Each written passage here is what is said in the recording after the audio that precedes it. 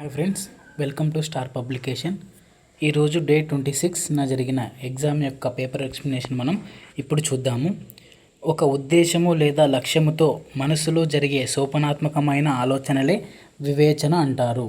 లేదా ఒక ఉద్దేశాన్ని లేదా గమ్యాన్ని కానీ అనుసరించి అంచెలంచెలుగా ఆలోచించడమే వివేచన అని నిర్వచించిన వారు ఎవరు అంటే మనకు ఆప్షన్ 2 గ్యారెట్ అనే మనోవిజ్ఞాన శాస్త్రవేత్త ఈ అంచెలంచెల ఆలోచించడాన్ని వివేచనాన్ని నిర్వచించాడు.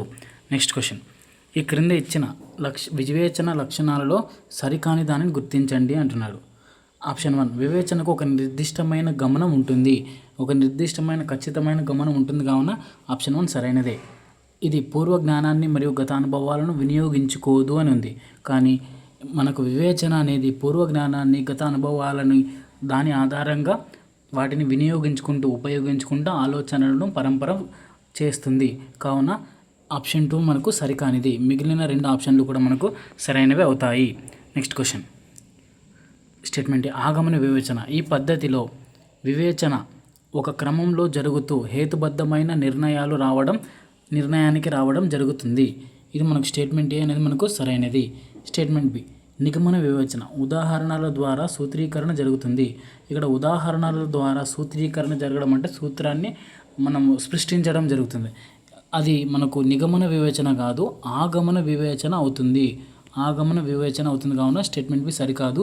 ఏ సరైనది, బి సరికానిది. నెక్స్ట్ క్వశ్చన్, భీముడు ప్రతిరోజు యోగా చేయడం ద్వారా అతని జ్ఞాపక శక్తి పెరిగినది. రాబర్ట్ ప్రతిరోజు యోగా చేయడం ద్వారా అతని జ్ఞాపక శక్తి పెరిగినది. రహీం ప్రతిరోజు యోగా చేయడం ద్వారా అతని జ్ఞాపక శక్తి పెరిగినది. కావున మానవులు యోగా చేయడం వల్ల వాళ్ళ జ్ఞాపక శక్తి పెరుగుతుంది అనేది మనకు ఇది ఆగమన వివేచన అవుతుంది. ఎందుకంటే ఉదాహరణల నుంచి సూత్రాన్ని ప్రతిస్థాపించడం జరుగుతుంది. కావున ఆగమన వివేచన సరైనది. నెక్స్ట్ క్వశ్చన్, వివేచన నైపుణ్యాలను పెంపొందించుటలో సరైన వాక్యాన్ని గుర్తించండి. ఆప్షన్ 1, క్లిష్ట ఆలోచనలకు తోడ్పడే కృత్యాలను నిమగ్నం కావడం. స్టేట్మెంట్ ఆప్షన్ 1 సరైనదే. ఆప్షన్ 2, ఆలోచన సరళని నమూనాలను మార్చడం. దాని ద్వారా వివేచన నైపుణ్యాలు పెంపొందించడం జరుగుతుంది.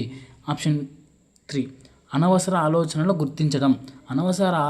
గుర్తించడం ద్వారా అలాంటి ఆలోచనలు మరలా చేయకుండా చేస్తుంది. కాబట్టి ఆప్షన్ 3 కూడా మనకు సరైనదే. పైవన్నీ సరైన వాక్యాలు మనకు సరైనది అవుతుంది. నెక్స్ట్ క్వశ్చన్, ఈ క్రింద ఇచ్చిన వాక్యాలను పరిశీలించండి. స్టేట్మెంట్ ఏ, వేడి చేసినప్పుడు ఘన పదార్థాలు వ్యాకోచిస్తాయి. బంగారము, వెండి, రాగి, ఇనుము ఘన పదార్థాలు కాబట్టి ఇవి వేడి చేసినప్పుడు వ్యాకోచిస్తాయి. ఇక్కడ మనకు వేడి చేసినప్పుడు ఘన పదార్థాలు వ్యాకోచిస్తాయి అనే సూత్రం ఆధారంగా ఉదాహరణలకు అప్లై చేయడం జరుగుతుంది. ఇక్కడ మనకు ఆగమన వివేచన ఉంది, కానీ నిగమన వివేచన అవుతుంది. సూత్రం నుండి ఉదాహరణకు వెళ్ళడం జరిగింది. కావున స్టేట్మెంటే సరికాదు. స్టేట్మెంట్ బి, మనుషులందరూ మరణిస్తారు.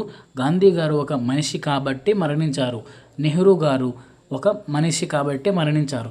ఇక్కడ కూడా మనకు స్టేట్మెంట్ ఇచ్చినారు, అంటే సూత్రం ఇచ్చి దాన్ని ఉదాహరణకు అప్లై చేయడం జరిగినది. ఇక్కడ నిగమన వివేచన ఇచ్చినారు కాబట్టి స్టేట్మెంట్ బి సరైనది. అంటే ఏ సరికానిది, బి సరైనది. నెక్స్ట్ క్వశ్చన్, ఈ క్రింది ఇచ్చిన వాటిని పరిశీలించండి. స్టేట్మెంటే, నిగమనాత్మక వివేచనలో 3 దశలు ఉంటాయి. అవి ప్రాథమిక నిజం, ఆధారం, ముగింపు. ఇది మనకు స్టేట్మెంటే సరైనదే. స్టేట్మెంట్ బి, ప్రాథమిక దశలో సత్యాలను లేదా నిర్ధారణలను ఉపయోగిస్తారు. ఈ ప్రాథమిక నిజాలు అనేక తర్కాలపై ఆధారపడి ఉంటుంది. వీటి ఆధారంగా వాదనలు నిర్మించబడతాయి. ఇది మనకు స్టేట్మెంట్ బి సరైనదే. స్టేట్మెంట్ సి, ఆధారం అనేది మనం ఒక నిర్ణయం తీసుకోవడానికి తోడ్పడుతుంది. ప్రాథమిక నిజం అనేది ఒక సాధారణ అంశం అయితే ఆధారాలు అనేవి నిర్దిష్ట సమాధానాలు. స్టేట్మెంట్ సి కూడా సరైనదే. స్టేట్మెంట్ డి, సేకరించిన ఆధారాలను బట్టే నిర్ణయాలు ఉంటాయి. స్టేట్మెంట్ డి కూడా మనకు సరైనదే. కావున ABCD అన్నీ సరైనవి. నెక్స్ట్ క్వశ్చన్, స్టేట్మెంట్ ఏ, మెటాకాగ్నిషన్ అంటే వాక్యాచక అర్థము బిగ్ థింకింగ్ అని అంటే విపులమైన ఆలోచన లేదా స్వబుద్ధి అని అర్థం. మెటాకాగ్నిషన్ అంటే అర్థం ఏమి? స్వబుద్ధి అని అర్థం. స్టేట్మెంటే సరైనది. స్టేట్మెంట్ బి, మెటాకాగ్నిషన్లో మెటా అనగా దాటి, ఆపైన, పరిధికి వెలుపల స్వంత ఆలోచన విధానం ఆలోచించుట అని అర్థం. ఒక వ్యక్తి తన ఆలోచన గురించి ఆలోచించడమే మెటాకాగ్నిషన్. ఇది మనకు సరైన స్టేట్మెంట్ అవుతుంది. నెక్స్ట్, వ్యక్తి యొక్క స్వంత ఆలోచన విధానముది సంజ్ఞానాత్మకత అని ఉంది. కానీ వ్యక్తి యొక్క స్వంత ఆలోచన అనేది మనకు అతి సంజ్ఞానాత్మకత అని ఉండాలి. అతి సంజ్ఞానాత్మకత అని ఉంటే అది మనకు సరైనది అవుతుంది. కానీ సంజ్ఞానాత్మకత ఉంది కాబట్టి స్టేట్మెంట్స్ సరికాదు. ఏ మరియు బి సరైనవి. నెక్స్ట్ క్వశ్చన్, ఈ క్రింద ఇచ్చిన జతలలో సరికాని జత గుర్తించండి అంటున్నారు. ఆప్షన్ 1, ఒక వ్యక్తి సొంత ఆలోచనలు గుర్తించడం అనేది డిక్లరేటివ్ ఆలోచన. ఆప్షన్ 1 సరైనది. క్లిష్టమైన పనిని గుర్తించి పూర్తి చేయడం అనేది విధానపరమైన ఆలోచన. ఇది కూడా మనకు సరైన ఆప్షనే అవుతుంది. ఆప్షన్ 3, అభ్యసనకు సులభతరం చేసే వ్యూహాలను గుర్తించడం వ్యూహాత్మక ఆలోచన. ఇది కూడా మనకు సరైన జతనే అవుతుంది. కావున 3 కూడా సరైనవే. అంటే సరికాని జత ఏది అంటే ఏది కాదు అనేది మనకు సరైనది అవుతుంది. నెక్స్ట్ క్వశ్చన్, అతి సంజ్ఞానాత్మకత 3 అంశీభూతాలను కలిగి ఉంటుంది. అందులో ఉన్నది ఏవి? స్టేట్మెంట్, అతి సంజ్ఞానాత్మక జ్ఞానం వ్యక్తి గురించి తాను తెలుసుకోవడం అనేది ఒక మొదటి అంశభూతము. కావున స్టేట్మెంటే సరైనది. స్టేట్మెంట్ బి, అతి సంజ్ఞానాత్మక నియంత్రణ వ్యక్తులు తమ అభ్యసన అనుభవాలను నియంత్రించుకోవడం. ఇది కూడా మనకు అతి సంజ్ఞానాత్మక అంశభూతాల్లో ఒకటిగా ఉన్నాయి. స్టేట్మెంట్ బి కూడా సరైనది. స్టేట్మెంట్ సి, అతి సంజ్ఞానాత్మక అనుభవాలు ప్రస్తుత భావి సంజ్ఞానాత్మకతకు ప్రయత్నించడం. ఇది కూడా మనకు అతి సంజ్ఞానాత్మక అంటే మెటాకాగ్నిషన్లో అంశీభూతంగా కలిగి ఉంది. కావున ఏబిసి అన్నీ సరైనవి. Next question, statement A, an assertive sentence make a statement or expresses an opinion. మనకు అసర్టివ్ సెంటెన్సెస్ అనేవి స్టేట్మెంట్ని మరియు ఒపీనియన్ని ఎక్స్ప్రెస్ చేస్తాయి. కావున స్టేట్మెంటే సరైనది. Statement B, an assertive sentence always ends with a question mark. మనకు అసర్టివ్ సెంటెన్స్ అనేది సబ్జెక్ట్తో స్టార్ట్ అయ్యి ఫుల్ స్టాప్తో ఎండ్ అవుతుంది. ఎప్పుడు కూడా ఫుల్ స్టాప్తోనే ఎండ్ అవుతుంది. కావున స్టేట్మెంట్ బి సరికాదు. ఇక్కడ క్వశ్చన్ మార్క్తో ఎండ్ అవుతుందని ఇచ్చినాడు. Only A is correct. Next question, identify the assertive sentence. ఇందాకే చెప్పుకున్నాం, ఏమి సబ్జెక్ట్తో స్టార్ట్ అవ్వాలి, ఫుల్ స్టాప్తో ఎండ్ అవ్వాలి.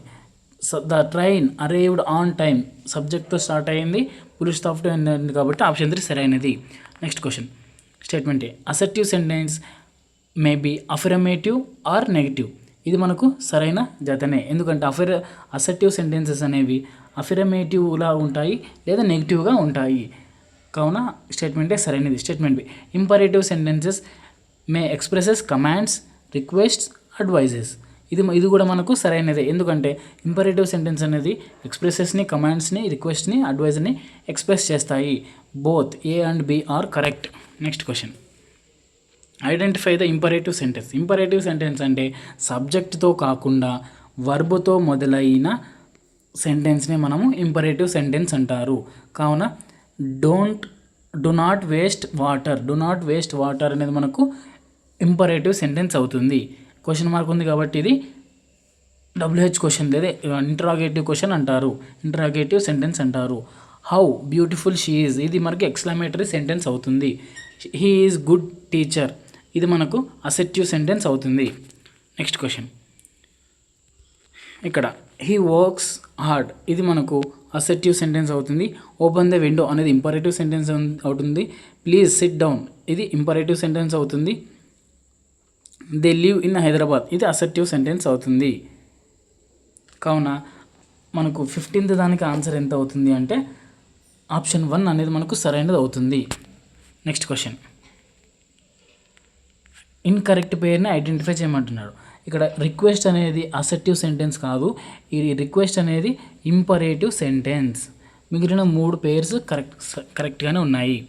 Next, which statement expresses advice, ఏది అడ్వైజ్ని ఎక్స్ప్రెస్ చేస్తుందంటే వర్క్ హార్డ్ ఫర్ సక్సెస్, అంటే మనం సక్సెస్ రావాలంటే హార్డ్ వర్క్ చేయాలి అని అడ్వైజ్ ఇస్తున్నాము. కావున ఆప్షన్ 2 సరైనది.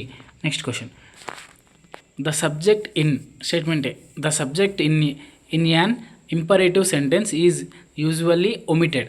అంటే ఇక్కడ మనకు ఇంపరేటివ్ సెంటెన్స్లో సబ్జెక్ట్ అనేది ఉంటుందా అంటే ఉండదు. కావున స్టేట్మెంటే సరైనది. Statement that the implied subject is generally you, అంటే మనకు ఇప్పుడు ఫర్ ఎగ్జాంపుల్ సిట్ డౌన్ అనేది ఒక ఇంపరేటివ్ సెంటెన్స్. దీని అర్థం ఏమి అంటే యూ సిట్ డౌన్ అనేది వాడతాము. అంటే ఇలాంటి ఇంపరేటివ్ సెంటెన్సెస్కి యూ అనేది జనరల్గా సబ్జెక్ట్గా వాడతాము. స్టేట్మెంట్ బి కూడా మనకు సరైనదే. కావున both A and B are correct. Next question, identify the negative imperative sentence అంటే ఇంపరేటివ్ సెంటెన్స్ అయి ఉండాలి, అలాగే నెగిటివ్ ఉండాలి. డు నాట్ టెల్ ఎ లై. ఓకేనా, నాట్ అనేది నెగిటివ్, డూ అంటే హెల్పింగ్ వర్బ్ మనకు వర్బ్తో స్టార్ట్ అయింది కాబట్టి imperative sentence. Next question, choose the assertive sentence. Assertive sentence అంటే సబ్జెక్ట్తో స్టార్ట్ అవ్వాలి, ఫుల్ స్టాప్తో ఎండ్ అవ్వాలి. ఆప్షన్ 3 సరైనది అవుతుంది. నెక్స్ట్ క్వశ్చన్, హారము 7 గాగల 15/35కు సమానమైన భిన్నాన్ని కనుగొనండి. ఇప్పుడు 15/35 హారం ఎంత ఉండాలంట? 7 ఉండాలంట. అంటే మనం 35ని 5తో భాగిస్తే హారం అనేది 7 వస్తుంది. ఓకేనా, తర్వాత అలాగే 15ను కూడా 5తో భాగించాలి. ఎందుకంటే మనము లవాన్ని హారాన్ని ఎంతో అయితే భాగిస్తామో లవాన్ని కూడా అదే దాంతో భాగించాలి. కావున 15 / 5, 35 / 5, 5 7 జా ఇక్కడ వచ్చింది, 5 3 జా అంటే 3/7 అనేది మనకు ఈ 15/35కు సమానమైన భిన్నంగా చెప్పుకుంటాము. ఆప్షన్ 2 సరైనది. నెక్స్ట్ క్వశ్చన్, రమేష్ వద్ద 20 పెన్సిళ్ళు, షీలు వద్ద 50 పెన్సిళ్ళు, జమాల్ వద్ద 80 పెన్సిళ్ళు ఉన్నాయి. 4 నెలల తర్వాత రమేష్ 10 పెన్సిళ్ళు, షీలు 25 పెన్సిళ్ళు, జమాల్ 40 పెన్సిళ్ళు ఉపయోగించారు. ప్రతి ఒక్కరూ ఎంత భాగం ఉపయోగించారు? మొత్తం ఇప్పుడు రమేష్ ఎంత మొత్తం భాగం ఎంత అంటే మొత్తం పెన్సిల్ 20. 4 నెలల తర్వాత ఎన్ని ఉన్నాయంటే 10. అలాగే షీలు వద్ద మొత్తం ఎన్ని ఉన్నాయి? 50. ప్రస్తుతం 4 నెలల తర్వాత ఎన్ని ఉన్నాయంటే 25. అలాగే జమాల్ వద్ద మొత్తం ఎన్ని ఉన్నాయంటే మనకు 80 ఉండే. 4 నెలల తర్వాత ఎన్ని మిగిలినాయి? 40 మిగిలినాయి. 10 1 జా 10 2 జా 25 1 జా 25 2 జా 41 జా 42 జా అంటే రమేష్ వద్ద మరియు షీలు వద్ద జమాల్ వద్ద ఎంత ఉన్నట్టు అంటే 1/2 1/2 1/2 భాగాలు ఉన్నట్టు. కావున ఆప్షన్ 3 సరైనది. నెక్స్ట్ క్వశ్చన్, ఐలా 100 పేజీలు ఉన్న పుస్తకంలో 25 పేజీలు చదివింది. లలిత అదే పుస్తకంలో 2/5వ వంతు చదివింది. ఎవరు తక్కువ చదివారు? ఇప్పుడు ఐలా అలాగే లలిత. ఐలా 100 పేజీలు ఎన్ని చదివిందంట? 25 పేజీలు చదివిందంట. అలాగే అదే పుస్తకంలో అంటే అదే పేజీలే కదా, అదే 100 పేజీల్లో 2/5వ భాగం చదివింది. అంటే 5 1 జా 5 2 జా 20. ఓకేనా, 20 × 2 ఎంత అవుతుంది? 40. అప్పుడు లలిత ఎన్ని పేజీలు చదివినట్టు? 40 పేజెస్. ఐలా ఎన్ని చదివినట్లు? 15 పేజెస్. అంటే తక్కువ ఎవరు చదివినట్లు? ఐలా. కావున ఆప్షన్ 1 సరైనది. నెక్స్ట్ క్వశ్చన్, రఫీక్ 3/6 గంటల వ్యాయామం చేశాడు. రోహిత్ 1 గంటలో 3/4వ వంతు భాగం వ్యాయామం చేశాడు. ఎక్కువసేపు వ్యాయామం చేసిన వ్యక్తి ఎవరు? ఎంత ఎక్కువ చేశారు? ఓకేనా, ఇక్కడ మనకు రఫీక్, రోహిత్ 3/6వ భాగం అంటే 3 1 జా 3 2 జా అంటే హాఫ్ అవర్ అంటే అర్థమేమి? 30 minutes. నెక్స్ట్ రోహిత్ ఎంత? 1 గంటలో 3/4వ వంతు. 1 గంటలో ఎన్ని నిమిషాల్లోకి మార్చాలి కాబట్టి 1 గంటకి 60 నిమిషాలు ఉంది. 60 × 30/4, 4 1 జా 4 5 జా 20, 15 × 35 అప్పుడు ఎంత అవుతుంది? 45 అవుతుంది. ఎక్కువసేపు ఎవరు చేసినారు అంటే రోహిత్, ఎందుకంటే 45 నిమిషాలు చేశాడు కాబట్టి. రఫీ 30 నిమిషాలు చేసినాడు. రోహిత్ 15 నిమిషాలు ఎక్కువ చేశాడు. కావున ఆప్షన్ 1 సరైనది. నెక్స్ట్ క్వశ్చన్, 25 మంది విద్యార్థులున్న ఏ తరగతిలో 20 మంది 60% లేదా అంతకంటే ఎక్కువ మార్కులతో ఉత్తీర్ణులయ్యారు. 30 మంది విద్యార్థులున్న మరో తరగతి బిలో 24 మంది 60 లేదా అంతకంటే ఎక్కువ మార్కులతో ఉత్తీర్ణయ్యారు. ఏ తరగతిలో 60 లేదా అంతకంటే ఎక్కువ మార్కులతో విద్యార్థులు ఎక్కువ మార్కులు సాధించారు? ఇక్కడ మనకు ఏ తరగతి ఉంది, బి తరగతి ఉంది. ఓకేనా, ఇక్కడ మొత్తం విద్యార్థులు ఎంత అంటే మనకు 25 మంది పాస్, మొత్తం 60 కంటే ఎక్కువ శాతం మార్కులు తెచ్చుకున్న వాళ్ళు కావాలి కాబట్టి మొత్తం 25 మందిలో 60% కంటే ఎక్కువ పాస్ అయింది ఎంతమంది అంటే 20 మంది. మనకు శాతం కావాలి కాబట్టి ఇంటూ 100 చేయాలి. 25 1 జా 25 4 జా అంటే 20 × 4 80. అంటే ఏ తరగతిలో ఎంతమంది 60 కంటే ఎక్కువ మార్కులు సాధించారు అంటే 80% మంది. బిలో కూడా మనం బిలో మొత్తం ఎంతమంది ఉన్నారు? 30 మంది ఉన్నారు. ఎంతమంది పాస్ అయినారు అంటే 24 మంది 60 కంటే ఎక్కువ మార్కులు తెచ్చుకున్నారు. అప్పుడు దీని యొక్క శాతం కావాలి కాబట్టి ఇంటూ 100, 300 క్యాన్సిల్, 3 1 3 8 24. అంటే బి తరగతిలో కూడా 80% మందే పాస్ అయ్యారు, 60% కంటే ఎక్కువ మంది. కావున తరగతి ఏ మరియు బి సమానము. Next question. గుండ్రని ఆకారంలో బెల్లం చిక్కి అమ్మ తయారు చేసింది. ఆమె దానిలో 5 భాగాలు విభజించింది. సీమ అందులో నుంచి ఒక ముక్క తినడం జరిగింది. నేను మరొక ముక్క తింటే అప్పుడు ఇంకా ఎంత భాగం మిగిలింది? మొత్తం 5 భాగాలు. దాంట్లో ఒక భాగం సీమ తింటే ఇంకొక భాగం నేను తిన్నా. అంటే మనకు 5 - 2 అంటే మొత్తం 3 భాగాలు మిగిలింది. ఎంతలో? మొత్తం ఎంతలో అంటే 5 భాగాల్లో. అంటే 3/5 అనేది మనకు ఆన్సర్ అవుతుంది. ఎంత భాగం మిగిలింది అంటే 3/5 భాగం మిగిలింది. 5 ఒకటి సీమ, ఒకటి నేను. మిగిలినవి ఎన్ని అంటే 3 భాగాల బెల్లం చిక్కీలు ఉన్నాయి. Next question. మా అక్క పుచ్చకాయను 16 భాగాలుగా విభజించింది. నేను వాటిలో 7 తిన్నాను. నా స్నేహితుడు 4 తిన్నాడు. మేమిద్దరం కలిసి తిన్న భాగం ఎంత? ఇప్పుడు నేను తిన్నవి 7, నా స్నేహితుడు తిన్నవి 4, అంటే మొత్తం 11. ఎన్ని భాగం అడిగినాడు కాబట్టి హారం మనం మొత్తం భాగాలు కాబట్టి 16 అనేది అవుతుంది. 11/16 అనేది మనకు సరైన ఆన్సర్ అవుతుంది. 11/16 అనేది సరైనది. Next question. శుభం తన తరగతి గదిలో 2/3 గదిలో వంతు గోడకు రంగు వేశాడు. అతని సోదరి మాధవి 1/3 వంతు గోడకు రంగు వేసి సహాయం చేసింది. వారిద్దరూ కలిసి ఎంత భాగం రంగు వేశారు? శుభం 2/3 వంతు భాగం రంగు వేసినాడు. 1/3 వంతు వాళ్ళ చెల్లెలు. ఇప్పుడు మొత్తం ఎంత వేసినారంటే ప్లస్ చేయాలి కాబట్టి ప్లస్. దీనికి సగం 3. సేమ్ హారం ఉంటే పైనవి మనం యాడ్ చేసేయాలి. 2 + 1 3. 3 1 3 1 అంటే మనకి ఎంత? 1 వంతు ఉన్నట్లు. అంటే 1 వంతు అంటే పూర్తిగా రంగు వేయడం కంప్లీట్ చేసినట్టు. Next question. ఆశ మరియు శామ్యూల్ వద్ద పాక్షికంగా పుస్తకాలతో నిండిన ఒకే పరిమాణంలో ఉన్న పుస్తకాల షెల్ఫ్లు ఉన్నాయి. ఆశ యొక్క 5/6 భాగం నిండి ఉంది షెల్ఫ్, మరియు శామ్యూల్ షెల్ఫ్ 2/5 భాగం నిండి ఉంది. ఎవరి బుక్ షెల్ఫ్ ఎక్కువగా నిండి ఉంది? ఎంత భాగం? అంటే మనం ఈ రెండింటి యొక్క భేదం కనుక్కుంటే ఎవరిది ఎక్కువ భాగం ఉంది అని అర్థము. 5/6, 2/5. మనము దీనికి 5తో ఇంటూ చేస్తాము, దీనికి 6తో ఇంటూ చేస్తాము. ఒకే కాసాగు వచ్చేలా. హారం కూడా సేమ్ అట్లనే ఇంటూ చేయాలి కాబట్టి ఇంటూ చేసేసినాం. 5 5 25, 5 6 30, 2 6 12, 30. ఎవరు ఎక్కువ భాగం ఉంది అంటే మనకు హారాలు సమానంగా ఉన్నాయి. లవాలు 25 12 ఉంది. మనకు ఆశకు ఎక్కువ భాగము కలిగి ఉంది. ఎంత ఎక్కువ భాగం కలిగి ఉంది అంటే 25లో నుంచి 12 తీసేస్తే 13. అంటే 13 భాగాలు శామ్యూల్ కంటే ఆశ ఎక్కువ భాగాలు కలిగి ఉంది. 13/15. ఆశ 13/15 ఎక్కువ భాగం కలిగి ఉంది. Next question. జయదేవ్ పాఠశాల మైదానం దాటడానికి 1/5 నిమిషాలు తీసుకుంటాడు. అదే మైదానం దాటడానికి రాహుల్ 7/4 నిమిషాలు పడుతుంది.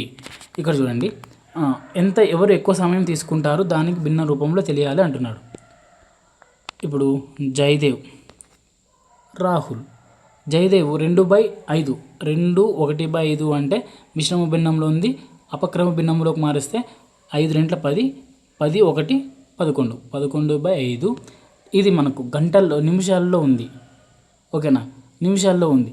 నెక్స్ట్ 7/4. ఇది కూడా నిమిషాల్లో ఉంది. మనము హారాలు సమానంగా ఉన్నాయా పోల్చడానికి లేదు కాబట్టి హారాలు సమానం చేసుకోవాలి. ఓకేనా? ఇక్కడ మనం 4 చేసుకోవాలి. ఇక్కడ 5 చేసేసుకోవాలి. 44/20, 35/20. ఓకేనా? ఇప్పుడు ఎవరు ఎక్కువ మైదానం ఎక్కువ సమయం తీసుకున్నారు అంటే మనకు జయదేవ్ ఎక్కువ సమయం తీసుకున్నాడు రాహుల్ కంటే.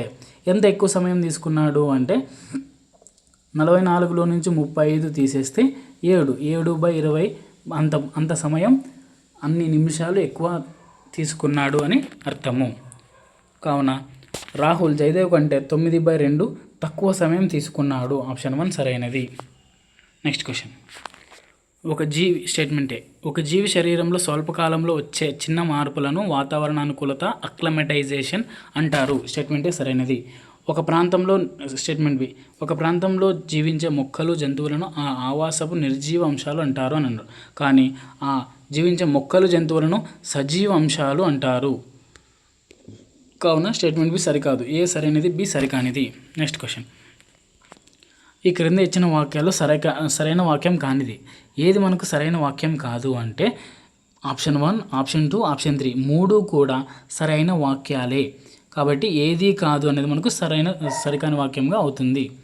Next question. Statement.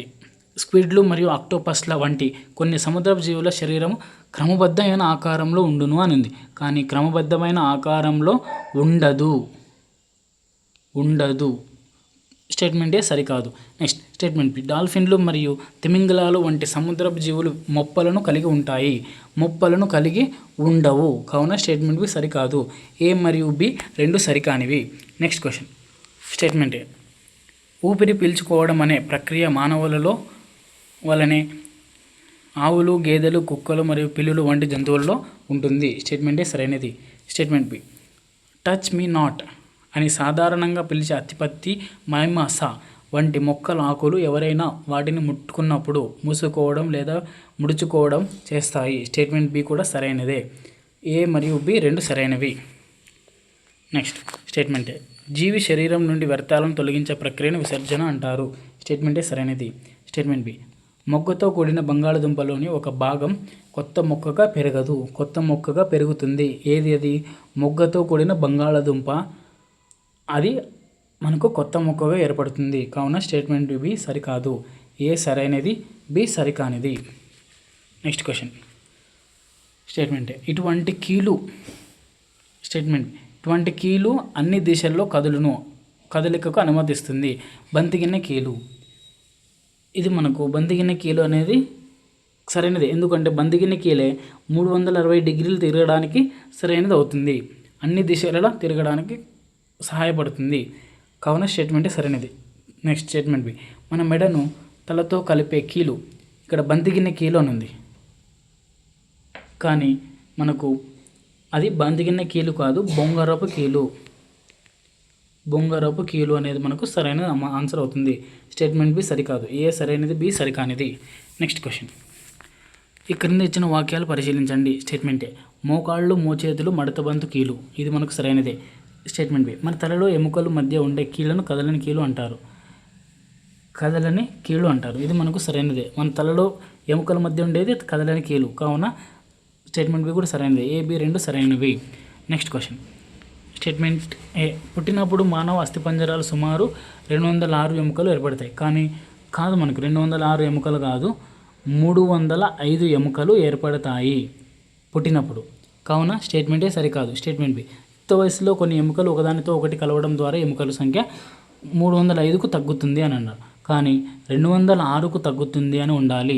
Statement B కూడా సరికానిది. ఏ, బి రెండు సరికానివి. Next question. ఈ క్రింద ఇచ్చిన వాక్యాల్లో సరికాని వాక్యాన్ని గుర్తించండి. ఇక్కడ మనకు ఆప్షన్ 4 సరికాని వాక్యంగా గుర్తించాలి. ఎందుకంటే ఛాతీకి వైపులా 8 ప్రక్కటెముకలు ఉంటాయని అన్నాడు, కానీ 12 పక్కటెముకలు ఉంటాయి. ఒక డజను పక్కటెముకలు ఉంటాయని గుర్తుపెట్టుకోవాలి. Next question. సృజనాత్మకతకు ప్రాధాన్యత ఇచ్చే పద్ధతి ఏది అంటే సృజనాత్మకతకు ప్రాధాన్యత ఇచ్చేది ఆగమన పద్ధతి.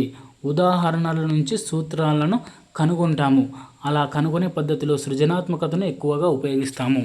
Next question. చేయుట ద్వారా అభ్యసనానికి ఏమాత్రం అవకాశం లేని పద్ధతి ఉపన్యాస పద్ధతిలో అసలు చేయడానికి అవకాశం లేదు. Next question. అభ్యసనం పునర్విమర్శలకు అనువైన పద్ధతి నిగమన పద్ధతి అనేది అభ్యసన పునర్విమర్శకు అంటే రీకాల్కు ఎక్కువ ఉపయోగపడుతుంది. మిగిలినవన్నీ కూడా చేయడం ద్వారానే అభ్యసనం జరుగుతాయి. Next question. తెలివైన ఉపాధ్యాయుడు అన్ని బోధన పద్ధతులను తెలుసుకొని తన దృష్టిలో స్పష్టంగా ఉన్న బోధనా లక్ష్యాలను సాధించే పద్ధతిని ఎన్నుకుంటాడు. దీనికి మన ఆన్సర్ ఏది అంటే ఎవరు నిర్వచించినారు అంటే బైనింగ్ అండ్ బైనింగ్. నెక్స్ట్ క్వశ్చన్, రసాయన పదార్థాలతో కూడిన ప్రయోగాలు బోధించే ప్రాథమిక స్థాయి అనువైన పద్ధతి ఏది అంటే మనకు రసాయన పదార్థాలతో చెప్పేటప్పుడు ఉపాధ్యాయుడు దాన్ని ఉపన్యాస ప్రదర్శన పద్ధతిలో బోధించాలి. అది మనకు ఉత్తమమైన పద్ధతి అవుతుంది.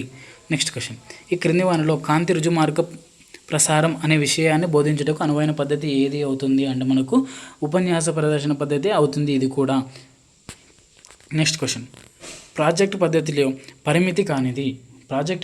పరిమితి కానిది ఏది అంటే శ్రమ పట్ల గౌరవం అనేది ఆప్షన్ 1. ఇది పరిమితి కాదు. ఎందుకంటే ప్రాజెక్ట్ అనేది శ్రమ పట్ల గౌరవం అనే ఉపయోగంతో కలిగి ఉంటుంది. మూల్యాంకన కష్టము, ప్రతిభావంతులైన ఉపాధ్యాయులు అవసరము, ప్రత్యేక పాఠ్యాంశ గ్రంథాలు అవసరము. ఇవన్నీ కూడా మనకు ప్రాజెక్ట్ పద్ధతి యొక్క పరిమితులు అవుతాయి. నెక్స్ట్ క్వశ్చన్, సూచన పత్రాలు ఇచ్చే పద్ధతి. సూచన పత్రాల ద్వారా తమ ప్రయోగాన్ని తామే నిర్వహించుకోవాలి అని అన్వేషణ పద్ధతి తెలియజేస్తుంది. నెక్స్ట్ క్వశ్చన్, ఉపన్యాస పద్ధతికి సంబంధించని ప్రవచనం ఏది అంటే విద్యార్థి కేంద్రీకృత పద్ధతి. ఇది విద్యార్థి కేంద్రీకృత పద్ధతి కాదు. నెక్స్ట్ క్వశ్చన్, అంతర్దృష్టి ఈ బోధన పద్ధతిలో ఎక్కువగా పనిచేస్తుంది. సమస్య పరిష్కార పద్ధతిలో అంతర్దృష్టి అభ్యసనం అనేది ఎక్కువ పనిచేస్తుంది. ఎందుకంటే మనం సమస్యను భాగాలు కాకుండా మొత్తంగా ఆలోచించడం ద్వారా మనం సమస్యను పరిష్కరించవచ్చు అని సమస్య పరిష్కారం అనేది తెలియజేస్తుంది. కావున ఆప్షన్ 3 మనకు సరైనది. ఇది ఈ రోజుకు సంబంధించిన ఎక్స్ప్లెనేషను. ఈ వీడియో నచ్చినట్లయితే లైక్ చేయండి, సబ్స్క్రైబ్ చేసుకోండి. అలాగే ఇలాంటి మరిన్ని వీడియోస్ కోసము స్టార్ పబ్లికేషన్ని సబ్స్క్రైబ్ చేసుకోండి, మీ ఫ్రెండ్స్కి షేర్ చేయండి. ఇలాంటి ఎగ్జామ్ సిరీస్ని ఫ్రీగా రాసుకోవాలంటే 9966883021 అనే నెంబర్కు ఎగ్జామ్ సిరీస్ అని మెసేజ్ చేయండి. మిమ్మల్ని గ్రూప్లో జాయిన్ చేస్తాము. మీరు డిఎస్సి వరకు ఫ్రీగా ఎగ్జామ్ సిరీస్ రాసుకోవచ్చు. Thank you.